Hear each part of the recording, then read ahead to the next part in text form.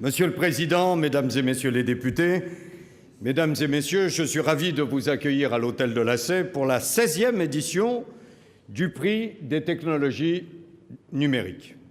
Depuis le début de cette législature, j'ai voulu ouvrir grand les portes et les fenêtres de l'Assemblée nationale au monde économique pour faire vivre le débat et les projets sur les grands chantiers économiques, notamment de cette législature. J'en profite pour saluer en particulier une de vos anciennes élèves, Madame la députée Laure de la Raudière, ainsi que les membres du groupe d'études parlementaires relatifs à l'économie numérique, qui, pour un certain nombre d'entre eux, vont certainement nous rejoindre. Ce prix des technologies numériques qui consacre l'innovateur de l'année, l'objet connecté et l'invention énergétique est résolument tourné vers le nouveau monde. Notre pays ne traverse pas simplement une crise.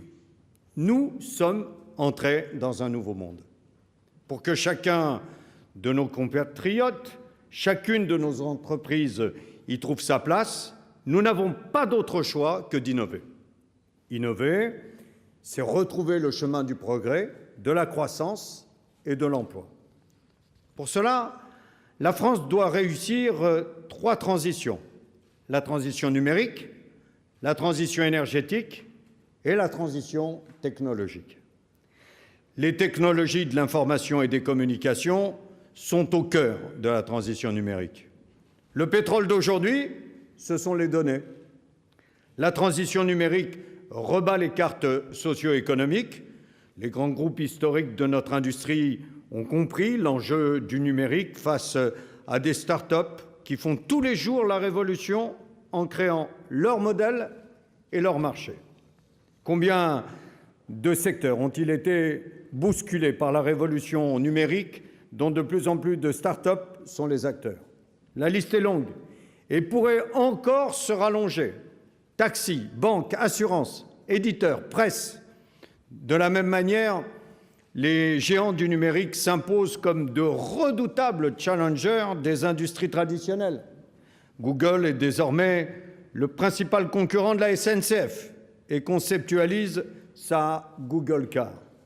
Entrer dans le nouveau monde, c'est accepter que 50% des métiers que pratiqueront nos descendants en 2050 n'ont même pas encore été inventés.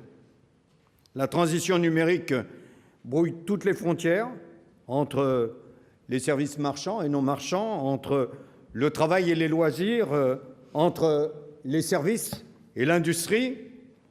La frontière entre l'espace et le temps s'estompe. Avec la 4G, on peut désormais être virtuellement partout, n'importe quand. Et croyez-moi que je le constate, y compris lorsque je préside les travaux de l'Assemblée nationale, où quelquefois je ne sais plus où sont les députés dans leur circonscription, dans l'hémicycle, ou en train de commenter les interventions des uns et des autres, tout en ayant les informations de leur région ou du monde entier.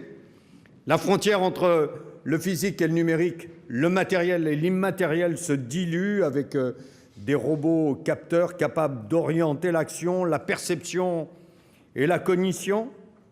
La révolution digitale des objets connectés est en marche et bouleversera de manière irréversible notre quotidien. La transition numérique est une belle utopie, celle de l'économie de partage où chacun de nous est un acteur, un créateur et un contributeur. La transition numérique, c'est apprendre dès à présent à utiliser les nouvelles technologies de l'information et de la communication dans nos entreprises, dans nos collectivités, pour mieux dialoguer avec clients, usagers et administrés. Néanmoins, la transition numérique peut constituer une menace, comme l'a montré l'affaire Prism, par exemple. La protection des libertés individuelles est primordiale pour garantir la confiance dans l'économie numérique. C'est pourquoi l'Assemblée nationale a lancé une commission de réflexion et de proposition sur le droit et les libertés à l'âge du numérique, composée à la fois de députés et de personnalités qualifiées. La transition énergétique, c'est aussi un levier d'innovation.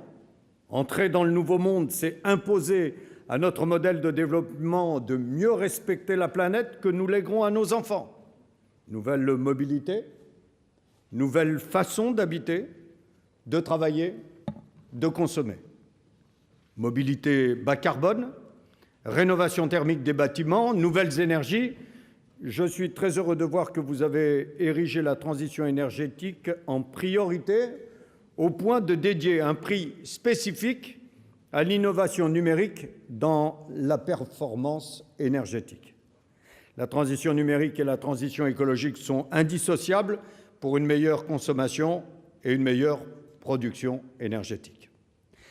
La transition technologique, enfin, c'est inscrire nos entreprises dans la mondialisation en misant sur l'innovation et la création, nos principaux atouts dans la montée en gamme de notre économie.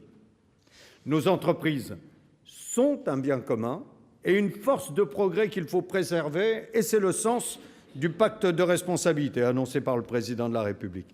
La transition technologique consiste à créer l'écosystème qui permettra aux start-up de croître et bouleverser leur secteur. Nos pépites technologiques peuvent et doivent tirer leur épingle du jeu pour devenir des géants numériques. Des exemples de cette effervescence française sont nombreux et nous devons en être fiers. Premier signe, parmi les 8 objets connectés distingués lors du dernier Salon mondial de l'électronique, 4 objets venaient de France et avaient été fabriqués par des sociétés de moins de 5 ans. Deuxième signe, parmi les 500 entreprises européennes à forte croissance, 86 sont des jeunes pousses françaises. Faire émerger des géants français du numérique, c'est une nécessité pour faire entrer de plein-pied la France dans le nouveau monde. C'est pourquoi cela doit être une priorité de notre politique industrielle. La transition technologique, c'est affirmer des choix stratégiques de filière pour accompagner et expérimenter l'innovation au travers d'une commande publique adaptée. C'est savoir miser sur nos atouts.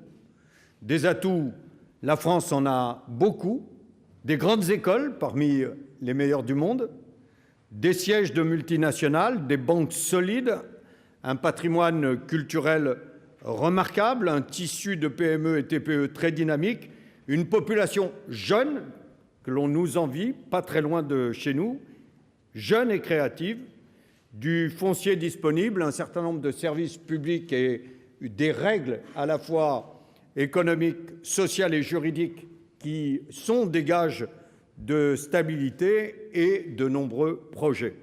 Ce potentiel, nous avons le devoir de le valoriser pour mieux donner à voir au monde notre volonté de figurer au premier rang.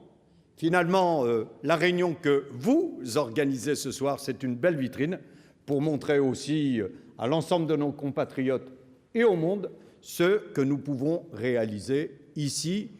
Bienvenue à l'hôtel de l'AC et bienvenue finalement chez vous. Merci.